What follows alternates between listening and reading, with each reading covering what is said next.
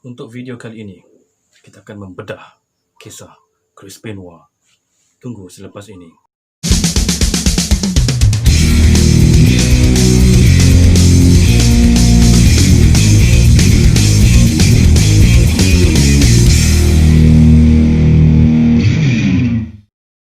Assalamualaikum warahmatullahi wabarakatuh. Kita bertemu sekali lagi dalam siaran YouTube channel Bedah Gusti. Seperti yang dijanjikan pada minggu ini, kita akan sama-sama membedah tentang seorang penggusti yang saya kira begitu signifikan, begitu dihormati, dikagumi lawan dan kawan. Siapa lagi kalau bukan Chris Benoit. Mungkin ramai yang tahu tentang Chris Benoit, tetapi apa yang kita nak bedah pada kali ini bukan sahaja tentang perjalanan kerjanya, malah kontroversi yang melanda kematiannya yang menyebabkan nama Chris Benoit terus dipadamkan dari sejarah WWE sehingga kini. Baik, sebelum kita pergi melangkah lebih jauh lagi, apa kata kita imbas sedikit tentang latar belakang penggusti bernama Chris Benoit ini. Baik, Chris Benoit ataupun nama penuhnya Michael Christopher Benoit telah dilahirkan di Montreal, Quebec, Canada, seorang penggusti kelahiran Kanada pada 21 Mei 1967. Okey. Dan beliau ini merupakan seorang yang meminati sukan-sukan lasak, ya, meminati ataupun menyertai beberapa siri-siri sukan bola sepak, dan juga beliau ni ada passionate kepada satu perkara, iaitu angkat berat ataupun strength training, kekuatan, ya. Jadinya kekuatan ataupun training yang dilakukan itu telah pun melanjurkannya ataupun menyebabkannya beralih kepada sukan gusti profesional, di mana bapanya sendiri ataupun Michael Benoit pernah berkata bahawa pada satu ketika di awal belasan tahun, Benoit setiap hari akan mengangkat bench press itu sebanyak 400 kali setiap hari. Beliau memang begitu rajin dan juga begitu gairah untuk menjadi seorang yang yang mempunyai kekuatan yang hebat, dan ia menyebabkan beliau menyertai gusti tidak lama selepas itu. Dan apabila di Kanada ketika itu mereka dihidangkan ataupun satu organisasi gusti yang diberi nama Stampede Wrestling, diasaskan oleh legenda Stu Hart, melakukan tour dan juga melakukan persembahan gusti lah di sekitar Kanada, dan menarik minat Chris ataupun Benoit untuk menyertai mereka. Dan ketika itu nama seorang penggusti yang mendapat julukan ataupun diberi gelaran Dynamite Kid ataupun nama sebenarnya Tom Billington, begitu menarik minat bukan sahaja peminat, malah Chris Benoit sendiri, menyebabkan beliau tidak mengambil masa yang lama, tidak berfikir panjang, dan terus menyertai Stu Hart di Stampede Wrestling dan berlatih bersama-sama dengan Bret Hart di Hart Dungeon. Hart Dungeon ni merupakan satu tempat latihan lah, padahal dia di bawah rumah aja pun, di basement kediaman Stu Hart, dan di situlah beliau berlatih bersama-sama dengan adik-beradik Hart yang lain. Juga tidak ketinggalan ada Dynamite Kid sendiri, ada British Bulldog dan sebagainya. Okey, jadi dari situ beliau mula aktif bergusti di Stampede Wrestling sehingga tahun 1999, dari tahun 1965 sehingga 1989. Dan kemudian beliau maju lagi menyertai ataupun pergi berhijrah ke negara matahari terbit pula, iaitu New Japan Pro Wrestling. Di situ beliau menggunakan nama The Pegasus Kid dan kemudian beralih kepada Wild Pegasus, bergusti di Jepun dengan environment yang baru di Jepun sehingga tahun 1994, sebelum beralih semula ke benua Amerika menyertai beberapa promotion gusti di Mexico dan juga di Jerman. Okey. Kemudian semakin mendapat tempat di hati peminat, namanya mula meniti di bibir dengan aksi-aksi yang bertenaga. Chris Benoit pula kemudian beralih pula menyertai Extreme Championship Wrestling pada tahun 1995. Extreme Championship Wrestling merupakan sebuah pertubuhan gusti yang diasaskan oleh Paul Heyman. Dia di situ lebih kepada gusti-gusti yang hardcore, extreme, tak ada undang-undang dan sebagainya. Tetapi Chris Benoit dapat menyesuaikan diri di situ dengan mempersembahkan satu gaya gusti yang berjaya menarik perhatian peminat-peminat gusti hardcore ni. Walaupun dia bergusti cara biasa, beliau bersama-sama dengan rakannya Eddie Guerrero mencipta nama di situ. Dan kemudian pada tahun 1995 beliau naik lagi menyertai World Championship Wrestling pula. Beliau menyertai World Championship Wrestling, dan di sana beliau mencipta banyak lagi kejayaan, menjadi juara TV, jadi juara Amerika Syarikat, menjadi juara heavyweight dunia. Satu pencapaian tertinggi di WCW pada tahun 2000. Masa tu beliau kalahkan Sid Vicious di acara WCW Sold Out. Okey.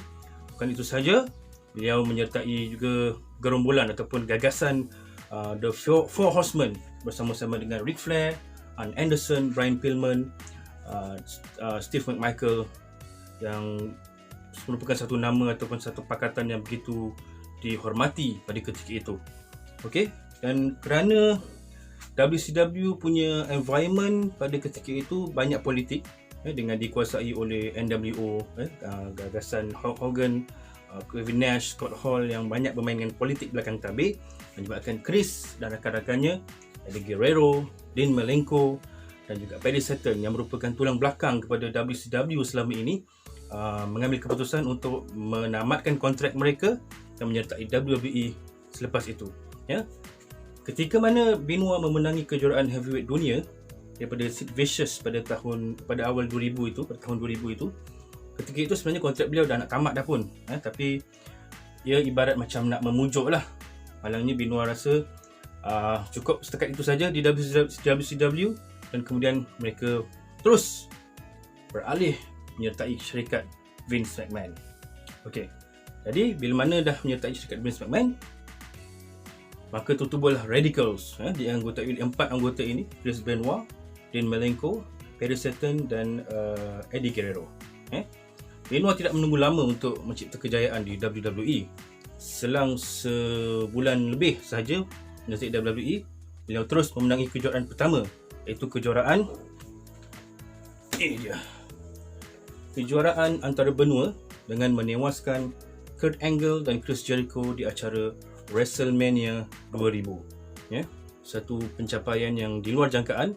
Kalau nak diikutkan, Benoit ni kecil aja orangnya, tak macam bintang-bintang gusti yang lain macam Stone Cold, The Rock, Triple H. Tapi dengan kehebatan teknikal dan taktikal yang dipersembahkan dalam setiap perlawanan yang dipersembahkan, makanya Benoit berjaya mencuri perhatian peminat dan seterusnya mencipta kejayaan di WWE. Tidak lama selepas itu, beliau mula terlibat dalam beberapa konfrontasi bertaraf main event bersama dengan The Rock, Triple H dan ramai lagi. Dan kemuncaknya pada tahun 2004, pada tahun 2004, beliau menjadi individu kedua sebagai peserta pertama yang memenangi acara Royal Rumble. Okey. Kalau yang pertama dulu Shawn Michaels pada tahun 1995, dan Benoit menjadi individu kedua. Okey, individu kedua menjadi peserta pertama, jadi masuk dalam perlawanan Royal Rumble dan menang. Dan itu membawa ataupun melayakkan beliau untuk bertanding kejuaraan heavyweight di WrestleMania, dan beliau dapat menumpaskan Triple H dan Shawn Michaels di kemuncak acara WrestleMania tersebut. Baik. Itu adalah antara beberapa pencapaian yang telah berjaya dikecapi oleh Chris Benoit sepanjang karirnya di WWE. Namun pada malangnya, pada tanggal 24 Jun 2007, satu insiden ataupun kejadian telah mengubah 360 darjah karier Chris Benoit, di mana pada malam 24 Jun 2007 itu, Benoit ditemui mati menggantung diri. Bukan sahaja dirinya, malah isterinya Nancy Benoit dan juga anaknya Daniel yang berusia 7 tahun turut ditemui mati di dalam rumah mereka. Dan yang menjadi persoalannya kini, kenapakah Benoit sanggup untuk membunuh ahli keluarganya sendiri? Mengikut kata-kata kawan-kawan yang rapat dengan Benoit, Benoit merupakan seorang individu yang amat menyayangi keluarganya. Walaupun beliau terkenal dengan aksi-aksi ganas dalam gelanggang, namun di luar gelanggang, Benoit adalah seorang yang berpekerti mulia, bersopan santun, lemah lembut dan sangat menyayangi keluarganya. Jadi persoalan, kenapa beliau sanggup untuk membunuh keluarganya? Jadi jika kita ingin membedah perkara ini, ada pendapat mengatakan bahawa perlakuan Benoit yang membunuh anak isterinya dan juga membunuh dirinya sendiri adalah disebabkan oleh efek brain damage yang dialami oleh Benoit. Kerana sepanjang bergusti, Benoit banyak terlibat dalam kecederaan melibatkan kepala, termasuk gerakan headbutt beliau dari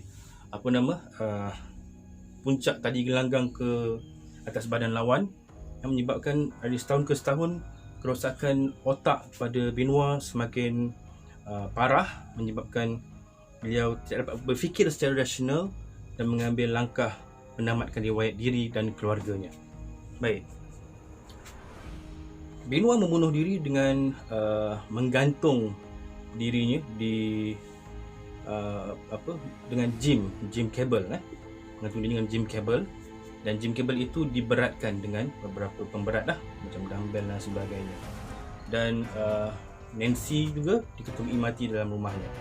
Yang menjadi persoalan kini adalah ada beberapa konspirasi teori ataupun syakwa sangka di atas kematian Benoit. Ada yang berpendapat bahawa Benoit tidak membunuh ahli keluarganya, tetapi seseorang telah frame beliau, menyebabkan tuduhan pembunuhan ke atas Nancy dan Daniel itu diletakkan di atas batu jemala Benoit. Okey.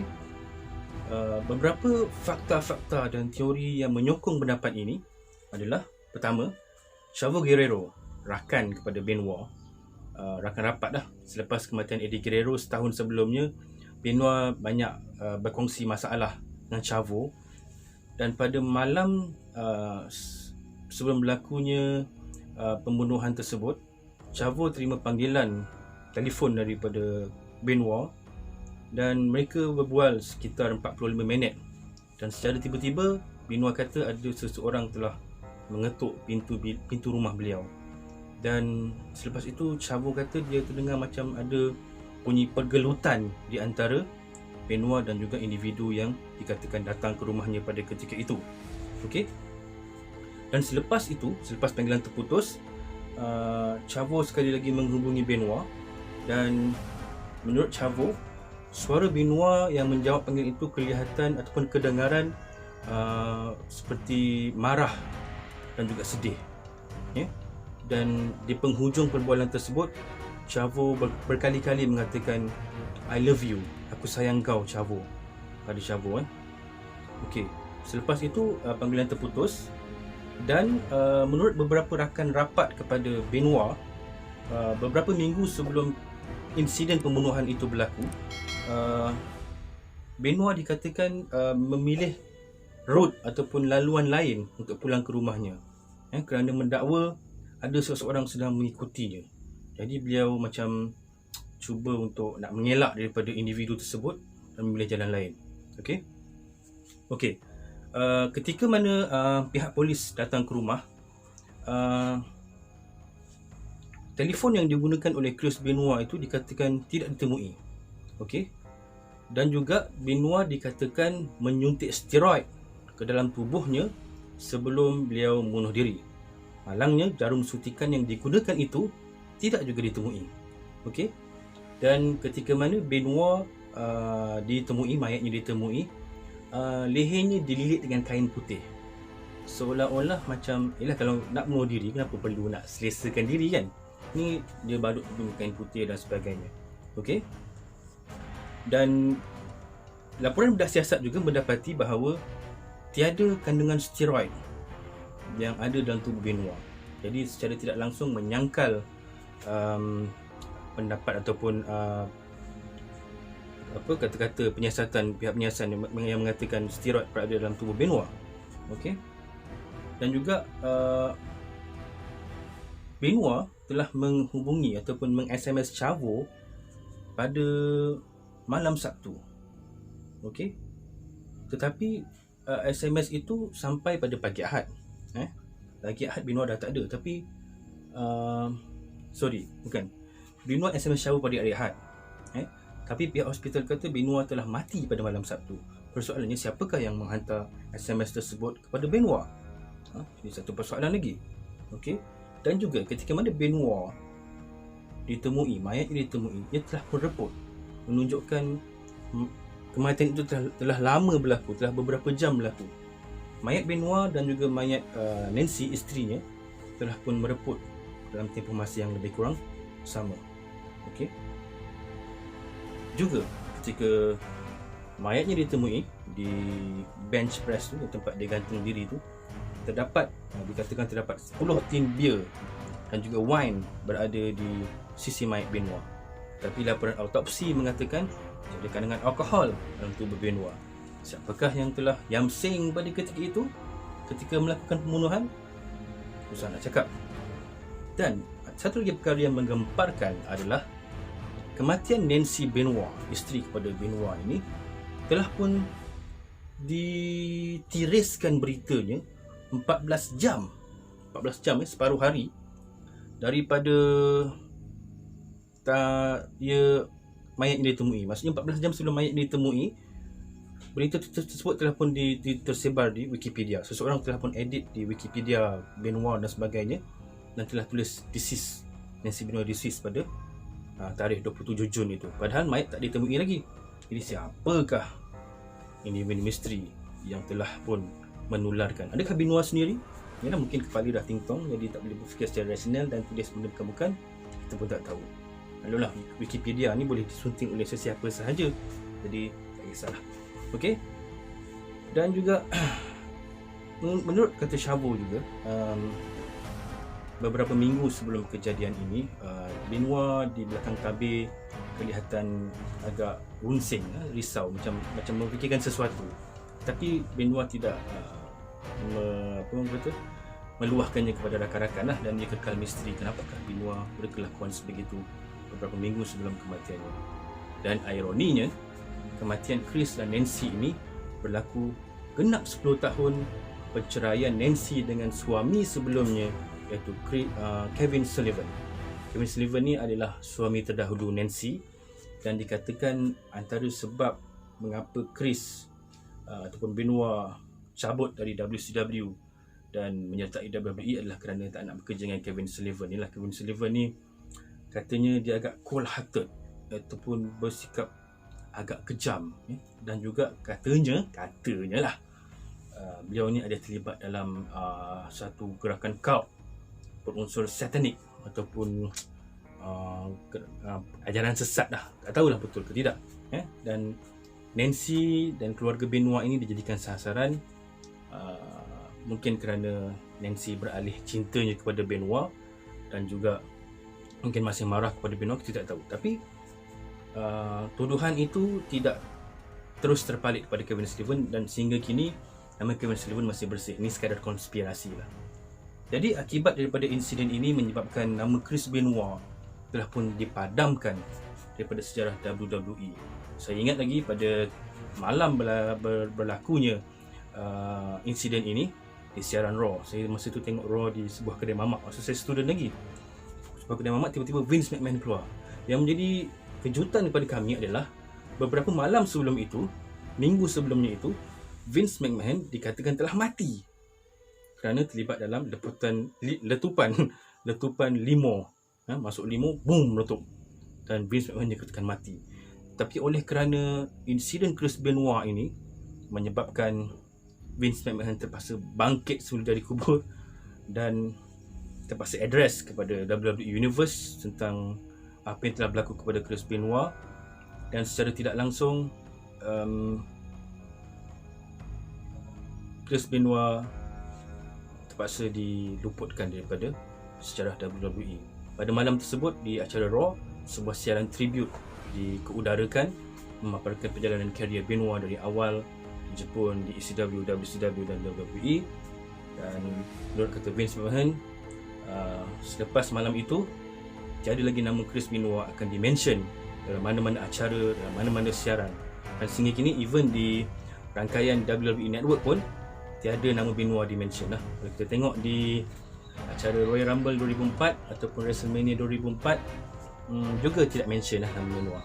Kalau di Spotify pun lagunya tu pun just tajuk lagu saja, tapi nama pengusti tu, lagu tema yang digunakan itu tidak menamakan siapakah pengusti. Dia just tulis shooter gitu je. Kesian lah kepada Benoit.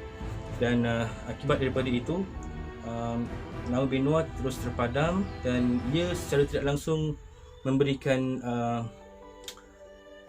implikasi buruk ataupun natijah yang tidak baik kepada anak kandung beliau yang daripada isteri pertama, iaitu David Benoit, David Benoit ni dah besar lah, sekarang umur dah 20 lebih, dan beliau bercadang untuk menyertai Gusti mengikut jejak langkah bapanya.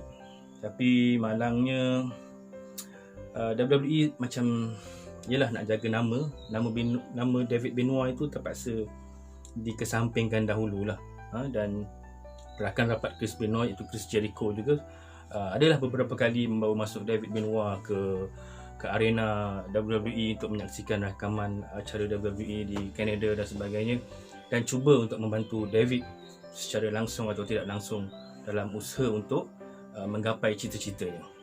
Jadi walau apa pun konspirasi teori yang berlaku kepada Benoit, tidak dapat dinafikan Benoit adalah seorang penggusti hebat, penggusti taktikal dan teknikal yang begitu padu. Dan kalau kita tengok perlawanannya memang dan dia juga tak ada gaya-gaya ataupun slogan-slogan yang hipster dan sebagainya.